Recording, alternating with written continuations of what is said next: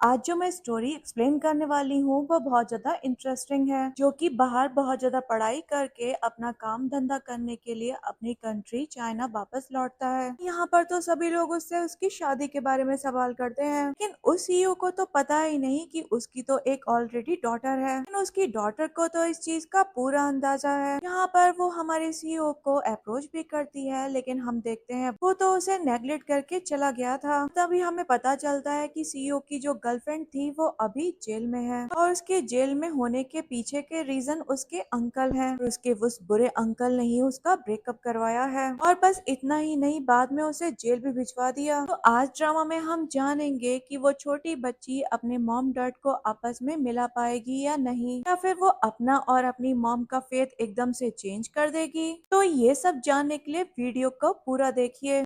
So let's get started. तो drama की starting में हम अपने मेन लीड को देखते हैं, जो कुछ सालों बाद चाइना वापस आता है। हम देखते हैं जब वो कार से उतरता है तो रिपोर्टर्स तो उसके सामने खड़े थे। यहाँ पर एक रिपोर्टर तो उसे पूछ रही थी, हमने सुना है आप यहाँ पर शादी के लिए आए हैं, ताकि आप शादी करके अपने वारिस को जन्म दे सके। देखते हैं यहाँ पर उसका सेक्रेटरी तो इस बात पर बड़ी अपनी हंसी दबाकर हंस रहा था। फिर हम देखते हैं दूसरी रिपोर्टर कहती है, हमने सुना है कि आपकी फैमिली में जनरेशन टू जनरेशन वारिस की कमी रही है, और आपकी फैमिली आपको इसलिए फोर्स कर रही है ताकि आप शादी करें। फिर मेरा आपसे एक सवाल है, अगर आपकी वाइफ भी बच्चे को जन्म नहीं दे पाती है तो फिर क्या होगा। हम देखते हैं यहाँ पर हमारा मेन लीड मिस्टर वरुण उनकी बात ध्यान से सुन रहा था, लेकिन वो किसी बात का कोई रिप्लाई नहीं करता। तो यहाँ पर हम एक क्यूट सी बच्ची जोई को देखते हैं, तो यहाँ पर मिस्टर वरुण को बड़े ध्यान से देख रही थी। हम देख पाते हैं उसके हाथ में उसकी फोटो भी थी। तो यहाँ पर वो उसकी फोटो मिस्टर वरुण से मैच करती है, और उसे देखकर वो सोचती है ये तो मेरे डैड हैं। फिर हम मिस्टर वरुण को देखते हैं, जो यहाँ पर अपने असिस्टेंट से कहता है कि तुम ही इनको रिप्लाई करो। फिर हम देखते हैं असिस्टेंट उन रिपोर्टर्स को रिप्लाई करता है। वो कहता है कि मिस्टर फू वरुण तो यहाँ पर अपने ऑफिस को देखने के लिए आए हैं, और उनका इरादा शादी का बिल्कुल भी नहीं है, और वो यहाँ पर शादी करने तो बिल्कुल नहीं आए। और हाँ, मैं आपको बताना चाहता हूँ कि इनकी मॉम ने मुझसे कहा है कि मैं इनके लिए एक अच्छी सी लड़की ढूंढूं। और यहाँ पर ये सेक्रेटरी बड़े खुश होकर बोल रहा था। यहाँ पर हम मिस्टर वरुण को देखते हैं, जो अपने सेक्रेटरी से कहता है ये तुम क्या बात कर रहे हो। लेकिन यहाँ पर उसका असिस्टेंट कहता है कि मैं अपने बॉस के लिए एक ब्लाइंड डेट अरेंज करना चाहता हूँ। वो तो ये तक कह देता है कि जो लड़की शादी के बाद बच्चों को जन्म देने के लिए इंटरेस्टेड है वो इनसे कॉन्टेक्ट कर सकती है। अभी हम देखते हैं यहाँ पर वरुण तो उस पर गुस्सा करते हुए कहता है ये तुम किस तरीके की बात कर रहे हो। अभी यहाँ पर हम छोटी बच्ची जोई को देखते हैं, तो यहाँ पर वरुण के पास आ गई थी और वो उसके आकर पैर पकड़ लेती है। उसे देखकर वो पूछ रहा था, छोटी बच्ची तुम यहाँ पर क्या कर रही हो। जोई यहाँ पर उसे देखती है और कहती है, डैड मैंने आपको ढूंढ लिया। पर तो वहाँ पे खड़े हुए सभी लोग शॉक्ड हो जाते हैं और कहते हैं क्या ये आपकी बच्ची है। देखते हैं यहाँ पर मिस्टर वरुण भी कंफ्यूज हो रहे थे, और यहाँ पर वो छोटी बच्ची जोई से कहते हैं, बेटा मैं तुम्हारा डैड नहीं। फिर यहाँ पर वरुण उससे कहता है कि छोटी बच्ची तुम्हें जरूर कोई मिस्टेक हुई है। यहाँ पर तो जोई उसको देखती है और कहती है नहीं, कहती है मेरी मॉम ने कहा था कि आप ही मेरे डैड हैं। फिर यहाँ पर वो उसकी फोटो दिखाते हुए कहती है, देखिए मेरे पास आपकी फोटोग्राफ भी है। हम देखते हैं वो पिक्चर तो यहाँ पर असिस्टेंट भी देख रहा था। वो जब इसको देखता है तो कहता है, सर ये तो आपके कॉलेज के टाइम की फोटो है। अभी हम देखते हैं यहाँ पर वरुण उसके सामने बड़े प्यार से कहता है, बेटा ये फोटो मेरी ही है, लेकिन मैं तुम्हारा डैड नहीं हूँ, और मैं ना ही तुम्हारी मॉम को जानता हूँ। शायद उसने कॉलेज से मेरी फोटो चुराई होगी। देखते हैं जोई को इसकी ये बात बिल्कुल अच्छी नहीं लगती। वो यहाँ पर कहती है, मेरी मॉम ना ही कोई लायर है और ना ही वो कोई चोर है। लेकिन यहाँ पर वरुण तो उसे कह ही देता है, लेकिन तुम मेरी बेटी नहीं हो। हम देखते हैं जोई वहाँ पर कहती है कि आप मेरा एक बाल लें और डीएनए टेस्ट करवा लें। हम देखते हैं वरुण उससे कहता है, मेरे पास बिल्कुल भी इतना टाइम नहीं है कि मैं तुम्हारे साथ ये स्टूपिड गेम खेलूं। तो यहाँ से वो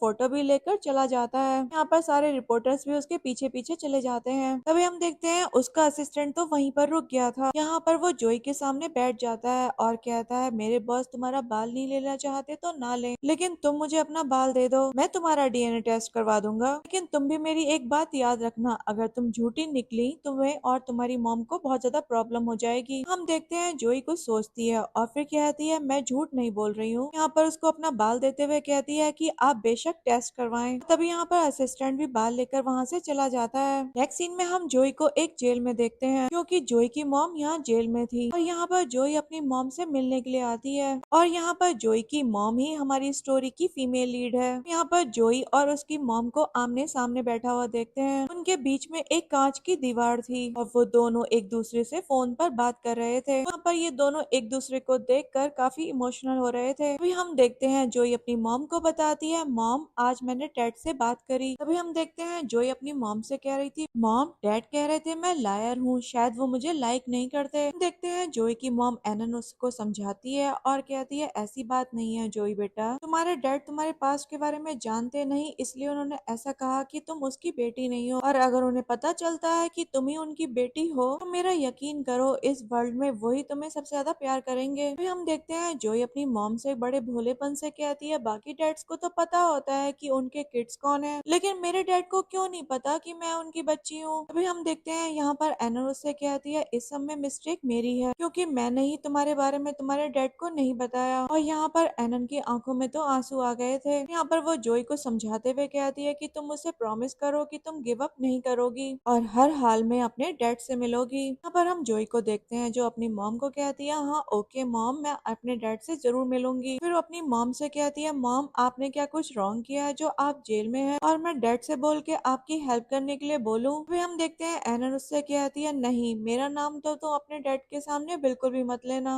और ये तो बिल्कुल मत बताना कि मैं जेल में हूँ। फिर हम देखते हैं एनन जोई से कहती है कि बेटा मैं तुम्हें हमेशा खुश और हेल्दी देखना चाहती हूँ और इसके अलावा मेरी और कोई विश नहीं। तो यहाँ पर जोई अपनी मॉम से कह रही थी, मॉम डैड तो बिग बॉस हैं तो वो जरूर आपकी हेल्प कर पाएंगे और आपको अपने अंकल से डरने की भी कोई जरूरत नहीं। अभी हम देखते हैं एनन अपनी बेटी जोई को बताती है कि पहले तुम्हारे डैड पुअर हुआ करते थे और अब वो रिच मैन बन गए हैं, तब भी मेरा उनसे कोई भी मैच नहीं। देखते हैं यहाँ पर जोई सोच रही थी, मॉम को तो पता ही नहीं है मेरे डैड एक सुपर बॉस हैं और वो हम दोनों को ही प्रोटेक्ट कर सकते हैं। तो यहाँ पर वो सोच रही थी मैं डैड को मॉम के बारे में बताऊं या फिर नहीं बताऊं। और यहाँ पर एनन तो सैड हो रही थी, तो यहाँ पर अपने पास्ट को याद कर रही थी। वो याद करती है कैसे उसके अंकल ने उसके डैड को मार दिया था क्योंकि वो अपनी भाई की प्रॉपर्टी जो लेना चाहते थे, और एनन के फादर ने एक चिप भी बनाई थी जिसको उसके अंकल लेना चाहते थे। इस वजह से वो अपने भाई को मार देता है और एनन को टॉर्चर भी करता है। यहाँ पर वो टॉर्चर करते हुए उससे कहता है मुझे वो चिप दो, लेकिन यहाँ पर एनन भी सारा टॉर्चर सहते हुए साफ मना कर देती है कि मैं आपको वो चिप बिल्कुल नहीं दूंगी। यहाँ पर उसके अंकल कहते हैं, तुम्हें क्या लगता है मैं तुम्हारे डैड को मार सकता हूँ लेकिन तुम्हें नहीं मार सकता। फिर हम देखते हैं वहाँ पर वो उसकी और बोरन की फोटो दिखाते हैं और यहाँ पर उसको धमकाते हुए कहते हैं, अगर तुम नहीं चाहती कि मैं इसको हार्म पहुँचाऊं तो जैसा मैं कह रहा हूँ वैसे मेरी बात सुनो। यहाँ पर एनन अपने अंकल से कहती है, अंकल आपको प्रॉब्लम मुझसे है तो प्लीज इसको इसमें इन्वॉल्व ना करें। फिर हम देखते हैं उसके अंकल तो उसे फोर्स करने लग जाते हैं, कहते हैं कि तुम वॉरेन से ब्रेकअप कर लो और मैं जिससे कहूंगा तुम उससे ही शादी करना। एनन को तो वॉरेन की जान बचानी थी इसलिए वो अपने अंकल की बात मान जाती है। तभी हम देखते हैं जब वो कॉलेज जाती है और यहाँ पर जब उसको वॉरेन मिलता है तो वो उसके सामने उससे बड़ा रूड हो रही थी। यहाँ पर वॉरेन उसकी रूडनेस को इग्नोर करते हुए कहता है, देखो मैं तुम्हारे लिए फ्राइड राइस लेकर आया हूँ, लेकिन ये क्या। एनन तो उसके हाथ का वो लंच बॉक्स को फेंक देती है और बड़े गुस्से में कहती है कि तुम पुअर हो और तुम्हारे खाने से तो बदबू आती है, और ऐसा बर्ताव करके वो वहाँ से चली जाती है। और यहाँ पर एनन चाहती थी कि वॉरेन समझे कि एनन ने उसे चीट किया, और यहाँ पर वॉरेन को और ज्यादा दिखाने के लिए वो सामने खड़े लड़के मैंग को जाकर हक कर लेती है क्योंकि वो चाहती थी कि वॉरेन इस सब के चलते जेलस हो,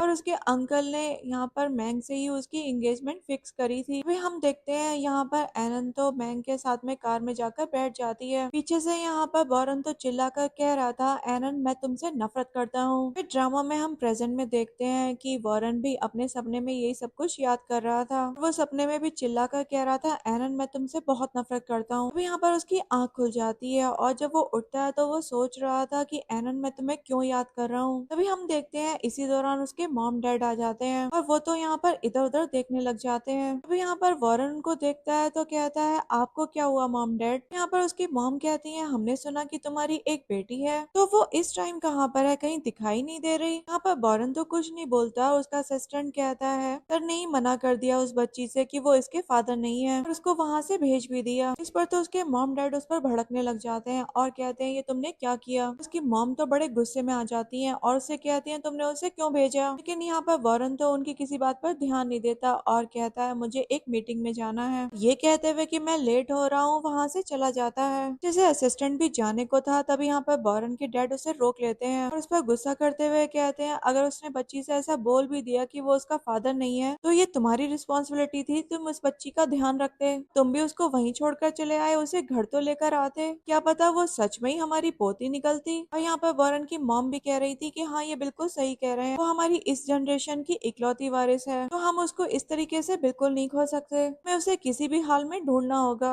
यहाँ पर उसको दोनों ही डांटते हुए कहते हैं तुमने उसको क्यों जाने दिया। वो दोनों यहाँ पर उस पर भड़क ही रहे थे तभी असिस्टेंट कहता है मेरी बात तो सुने। अभी हम देखते हैं यहाँ पर वो उनको एक बाल दिखाता है और दोनों को बताता है मैंने उस बच्ची और बॉस का बाल ले लिया है, हम इससे डीएनए टेस्ट करवा लेंगे और सब कुछ क्लियर हो जाएगा कि वो बॉस की बेटी है या फिर नहीं। यहाँ पर वॉरेन के पेरेंट्स तो सेक्रेटरी की बात सुनकर खुश हो जाते हैं। नेक्स्ट सीन में हम जोई को देखते हैं जो अपनी मॉम से मिलकर जेल से निकल कर जा रही थी। तो यहाँ पर जेलर उसको देखती है और उससे कहती है प्यारी बच्ची तुम अकेले कैसे रहती हो। और हम देखते हैं वो जेलर काफी काइंड थी। जोई 5 साल तक अपनी मॉम के पास ही रही थी तो ये जेलर भी जोई को अच्छी तरीके से जानती थी। 5 साल के बाद उसे जेल से भेज दिया गया था। फिर यहाँ पर जोई उस जेलर से कहती है आप मेरी चिंता ना करें क्योंकि मुझे मेरे डैड मिल गए हैं और अब से मैं उनके साथ ही रहूंगी। उसकी ये बात सुनकर जेलर उससे कहती है क्या सच में तुम्हारे डैड तुम्हें मिल गए हैं। इस पर जोई भी हाँ बोल देती है। यहाँ पर जेलर उससे कहती है मेरी विश है कि वो तुम्हें हमेशा प्यार से रखे। इसके बाद हम देखते हैं जोई जब घर पहुँचती है तो उसे भूख लगी थी। अभी हम देखते हैं वो फ्रिज के सामने एक स्टूल रख देती है और फ्रिज में रखा हुआ एक बोल उठा लेती है। वो सोच रही थी हमारे नेबर ने मुझे ये खाना दिया था, मुझे भूख लग रही है, चलो मैं इसे खा लेती हूँ। वो उसे लेकर उतर ही रही थी तभी उसके हाथ से वो बोल छूट जाता है और सारा खाना वहाँ पर बिखर गया था। इसके बाद वो उसको साफ करने लग जाती है। तभी हम देखते हैं वहाँ पर एनन के अंकल और उनकी बेटी जोजो आ जाते हैं। फिर यहाँ पर एनन के अंकल उससे कहते हैं देखो हमने तुम्हें ढूंढ ही लिया। फिर यहाँ पर जोजो अपने डैड से कहती है डैड ये एक छोटी बच्ची है तो इसे डराए नहीं, चलिए मैं इससे प्यार से बात करती हूँ। फिर हम देखते हैं यहाँ पर जोजो उसके सामने बैठ जाती है, उसे बड़े प्यार से कहती है कि हम कोई बैड पर्सन नहीं, हम तुमसे यहाँ पर कुछ पूछना चाहते हैं, तुम बस अच्छे से जवाब देना, तुम्हें जो कुछ भी है हमें बता दो। फिर यहाँ पर जोई उससे कहती है पूछिए आपको क्या पूछना है। फिर यहाँ पर जोजो उससे कहती है तो बताओ तुम्हारी मॉम ने लॉकर की कहाँ रखी है। इस पर जोई टेबल की तरफ इशारा करते हुए कहती है कि वो की तो टेबल पर रखी है। यहाँ पर जब एनन के अंकल उस की को देखते हैं तो यहाँ पर जोई से कहते हैं ये तो उस लॉकर की नहीं। फिर यहाँ पर जोजो से कहती है हम लोग इस की नहीं बल्कि लॉकर की बात कर रहे हैं, चलो प्यारी बच्ची बताओ तुम्हारी मॉम ने उसको कहाँ पे छुपा के रखा है। अभी हम देखते हैं जोई उनसे साफ मना करते हुए कहती है वो सामान मेरे ग्रैंडपा ने मेरी मॉम के लिए छोड़ा है तो मैं आपको तो बिल्कुल भी कुछ नहीं बताऊंगी। और इसके लिए वो अपनी गर्दन ना में हिला रही थी। हम देखते हैं जोजो जो उससे बड़े प्यार से बात कर रही थी वो इस बात पर उसको एक स्लैप लगा देती है। उधर हम बोरेन के असिस्टेंट को देखते हैं जो यहाँ पर बड़ी खुशी से उस डीएनए रिपोर्ट को लेकर आ रहा था। यहाँ पर वो बोरेन के सामने आ जाता है, यहाँ पर आकर उससे कहता है रिपोर्ट्स आ गई। लेकिन यहाँ पर बोरान तो एकदम हैरान हो जाता है और कहता है किस रिपोर्ट के बारे में बात कर रहे हो तुम। अभी यहाँ पर असिस्टेंट उसको बताता है वो बच्ची आपकी ही बच्ची है। इस पर